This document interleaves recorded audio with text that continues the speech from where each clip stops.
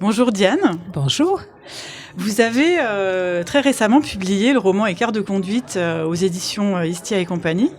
Dans votre roman, on alterne entre les points de vue de deux personnages féminins. Est-ce que vous pouvez nous dire qui sont Kirsten et Amy ? Oui, donc Kirsten se trouve dans une voiture avec son amant. Ils viennent de passer un week-end en bord de mer dans le sud-ouest de l'Angleterre, un week-end en amoureux. Et au moment où ils repartent, ils renversent un jeune homme et le tuent sur le champ. Et pour pas que leur liaison se sache, ils décident de mettre le corps de leur victime dans le coffre de leur voiture et de prendre la fuite. Et donc Amy, c'est la jeune femme dont le mari ne rentre pas à la maison puisqu'il vient de se faire renverser. Elle ne le sait pas évidemment. Elle appelle la police quand il rentre pas, mais la police pense que il serait peut-être parti de son plein gré. Et ne prend pas vraiment l'affaire très au sérieux. Et donc, c'est Amy qui va essayer elle-même de remonter la piste parce qu'elle est persuadée que son mari, il y a quelqu'un qui est responsable pour sa disparition. Et il y a un autre personnage qui, pour moi, est important aussi. Alors, on le découvrira au fil de l'histoire. Hein. Le but, c'est pas de dévoiler les ressorts de l'histoire, mais quand cet accident a lieu, donc, comme vous l'avez dit, dans la panique, ils embarquent le corps de l'homme décédé dans la voiture, mais... Le chien ? Il y a le chien qui lui est encore vivant. Le jeune homme promenait son chien. Voilà. Et donc, je précise, parce que c'est très important, le chien n'a rien. Mais oui. Ils embarquent effectivement aussi le chien dans la voiture. Et comme moi, j'aime énormément les chiens, j'ai un labrador, Cookie. Elle va avoir 12 ans bientôt. Il y a un chien dans tous mes livres, j'en ai écrit 8 en anglais, mais il se trouve que dans Écart de conduite, le chien joue un rôle très important. Donc, au début, on se dit c'est un détail, mais non. On n'en dira pas plus. Voilà. Du coup, Kirsten et Nick renversent accidentellement cet homme, mais ensuite, la tournure que prend l'histoire et que prend l'enquête est totalement imprévisible. Parce que, en tant que lecteur, finalement, au début de l'histoire, on se fait une idée très manichéenne de ces deux femmes, de Kirsten et Amy. Tout de suite, on a notre méchante et tout de suite, on a notre gentille, en quelque sorte. Et on croit poursuivre quelqu'un en tant que lecteur et enquêteur en même temps à travers cette histoire pour être complètement déstabilisé par la suite. Et comment vous est venue cette idée? Comment vous avez construit cette histoire, en fait? Je suis partie en fait des voix des deux femmes, donc j'ai passé pas mal de temps à essayer de connaître mes personnages et effectivement de dresser un portrait de chaque personnage avec ce que chaque femme aimait, ce qu'elle n'aimait pas, ce qui la faisait, leur goût même en musique, aussi leur façon de s'exprimer qui n'est pas tout à fait pareil dans les deux cas. Et effectivement, je pense que c'est général dans tous mes livres. Personne n'est vraiment... j'ai pas des personnages tout blancs ou tout noirs. Hein. Mes personnages sont très nuancés. Et effectivement, Kirsten, elle est odieuse. Hein, faut dire les choses comme elles sont. Mais elle a quand même... un côté un peu plus humain par moment. Et à contrario, Amy, elle est toute douce, adorable, et elle finit par vouloir se venger parce qu'elle a vraiment tout perdu. Donc, moi, ce qui m'intéressait dans ce livre, c'était de dessiner un portrait pour qu'on comprenne les décisions que prend chaque femme, chacune de leur côté, et qu'elle soit crédible, en fait, finalement. Voilà, c'est ça, parce qu'en fait, la psychologie des personnages est très importante dans ce roman. On est, comme je disais, on est vraiment déstabilisé et on croit partir vraiment sur une histoire qui est finalement tout autre. Voilà, alors je veux pas, c'est difficile de pas trop en dévoiler, mais on est vraiment, je veux dire, parfaitement mené en bateau et on s'attend pas du tout à ce qui va se passer. Il y a même dans des courriers dans le livre, on se méprend. On se fait une fausse idée. En tout cas, moi, au début, en commençant à lire ces courriers, je pensais qu'ils étaient écrits par quelqu'un d'autre. Et au fur et à mesure, on se rend compte qu'on s'est complètement trompée. Et je trouve que c'est magnifique. Bon, tant mieux, si vous vous êtes trompé, c'est le but. J'ai trouvé que c'était un coup de maître. Oui, donc il y a ça, vous des prévu dès le lettres départ. Et on sait juste qu'elles ont été envoyées écrites en prison. Oui. Mais on sait ni qui les a écrites, ni à qui elles ont été envoyées. Donc ça, c'était... Et ça, on le découvre à la fin. Voilà. C'est ça. Ça fait pas... C'est le dernier retournement de situation du livre. Et vous l'aviez prévu à l'avance, ça? Oui, complètement. Oui. Et puis après, pour mon traducteur, c'était un petit peu casse-tête parce qu'il fallait pas qu'il dévoile le sexe. Donc pas d'adjectifs, en anglais, c'est pas plus d'accord. facile, forcément. C'est ça. Voilà. Donc il pouvait pas utiliser des adjectifs qui nécessitaient ou des verbes qui nécessitaient un accord pour pas qu'on sache si c'était un homme ou une femme qui les envoyait et à qui cette personne s'adressait. Voilà. Et c'est une réelle histoire de vengeance. Tout à fait. Elle se rend compte au bout d'un moment, puisque dans le couple d'amants, lui, c'est un avocat renommé qui défend les pires criminels de la société. Elle se rend compte qu'elle va jamais obtenir justice pour ce qui s'est passé. Un petit peu David contre Goliath. Voilà. Exactement. Ouais. Donc, du coup, à un moment donné, au lieu de vouloir obtenir justice, elle part dans des idées de vengeance. Et c'est là où ça prend un autre tournant, je pense. D'accord. Dans votre roman précédent, en tout cas celui qui a été traduit précédemment chez le même éditeur, chez Estia et compagnie, un roman qui s'appelle Au-dessus de tout soupçon, on suit l'histoire de Melissa Slade, qui est accusée d'avoir tué ses 2 filles. Vous écrivez principalement sur les femmes. Les personnages féminins sont toujours au centre de vos romans. Pourquoi avoir fait ce choix? Tout à fait. Pour les thrillers psychologiques, en fait, du moins dans le monde anglophone, et c'est ce monde-là que je touchais tout d'abord, puisque j'écris en anglais, c'est un monde essentiellement féminin, c'est-à-dire que je pense qu'il doit y avoir au moins 80, peut-être même 90% des auteurs qui sont des autrices, et les lecteurs également. En Angleterre et aux États-Unis, j'ai essentiellement un lectorat féminin. C'est un peu plus varié en France, cela dit. Pour Au-dessus de tout soupçon, qui en fait sous son format poche s'appelle The Guilty Mother, ils ont gardé le titre anglais. Oui. J'ai également un journaliste au masculin. La narration est en chorale. Jonathan, c'est exactement ça.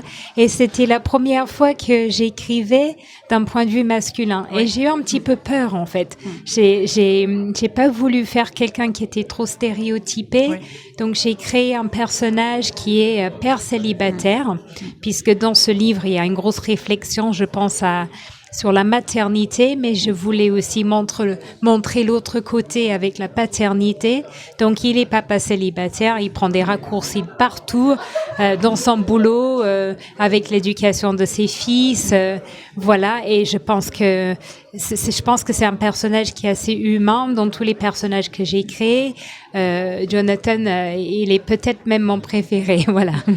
Donc, c'est un petit peu l'exception, parce qu'effectivement, sinon, je crée essentiellement des personnages au féminin. À propos de la thématique de la maternité, justement, dans ce roman, vous parlez beaucoup aussi à travers le personnage de Melissa des difficultés du postpartum et presque du regret maternel, en fait, parce que Melissa, elle s'en sort pas. Au début, elle est dépeinte comme presque une femme sans cœur, presque odieuse, parce qu'elle n'arrive pas à aimer ses enfants, alors que c'est quelque chose qui peut être très typique finalement. Et pourquoi vous avez choisi d'évoquer ce sujet? Tout à fait. Je voulais briser un petit peu un tabou dans mon livre ici. La première fois, parce qu'elle a déjà un fils d'un précédent mariage, et ça s'est passé comme une lettre à la poste. Son mari lui a porté du soutien, son fils, elle a aimé dès qu'elle l'a vu, et c'est pas la même chose avec son deuxième mari. Déjà, en fait, la grossesse n'était pas prévue. En plus, elle apprend que c'est une grossesse gémellaire. Elle a une carrière où elle est brillantissime, qu'elle doit plus ou moins lâcher ou tout au moins mettre sur pause pour cette grossesse et pour ses enfants.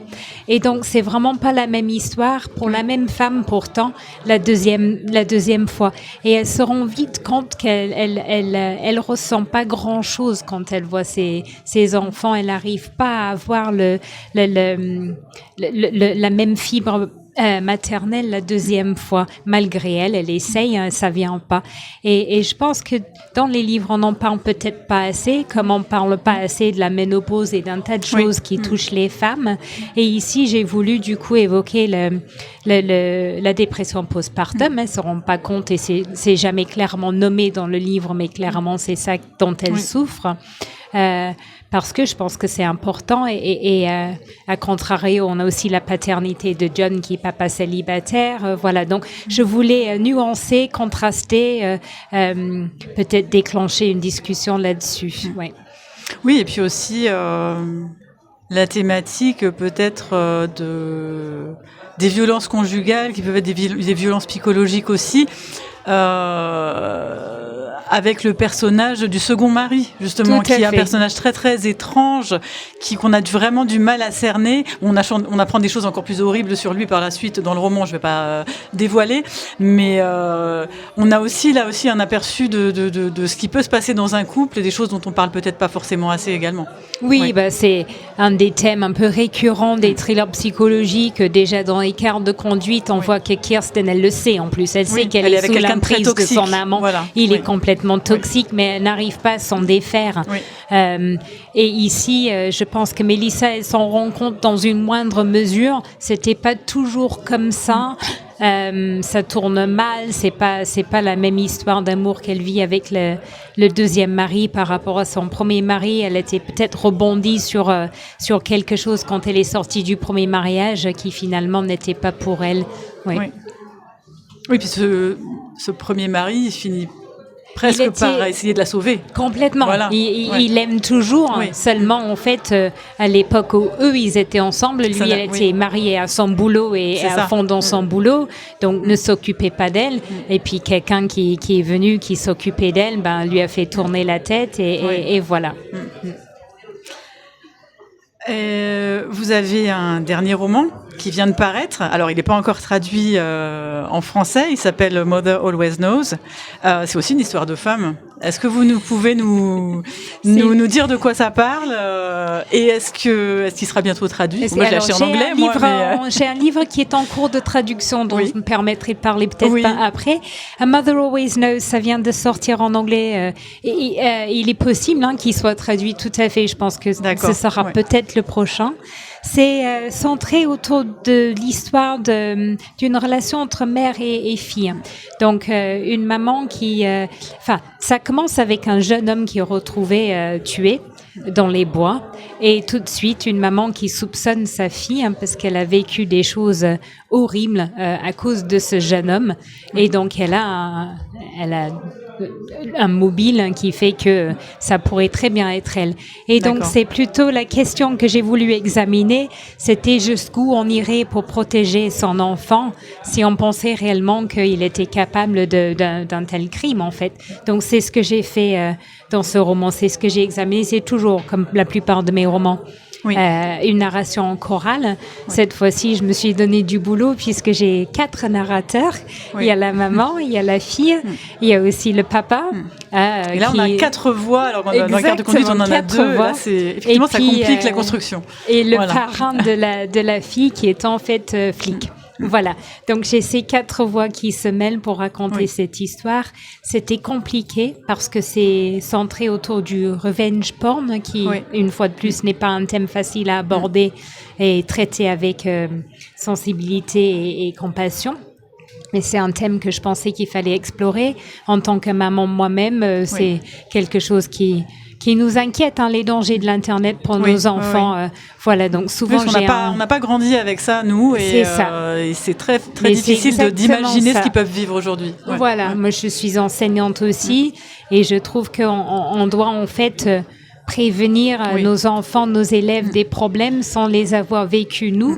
Donc on est mal placé pour le faire, on connaît pas tout, eux connaissent mieux le système, les réseaux sociaux que nous finalement.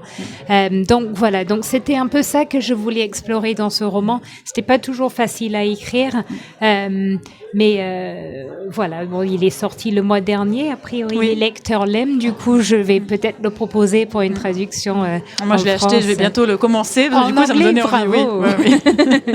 Et du coup, sinon, j'ai mon 7e livre qui est en cours de traduction. Et ça c'est lequel, s'appelle du coup, celui-là? The Crime Writer. D'accord. Bah, celui-là, on l'a acheté à la médiathèque aussi en anglais, parce qu'on a un fonds en langue étrangère. Ouais. On en a acheté 3 en anglais, dont celui-là. Et c'est sûr, ça sort en octobre en français. D'accord. Même éditeur? Même éditeur. Ok. Et c'est l'histoire d'un auteur de polar dont la femme disparaît dans des circonstances qui ressemblent étroitement à l'intrigue d'un de ses polars. Ouais. Voilà. Okay. Donc il est immédiatement soupçonné du crime. Mais on a hâte de lire tout ça. Merci beaucoup. Merci beaucoup Diane. C'est moi. Et on vous retrouve toute la journée aujourd'hui samedi et demain dimanche à votre table au Salon du Polar de Sionzy. Je bouge pas. Merci. Merci.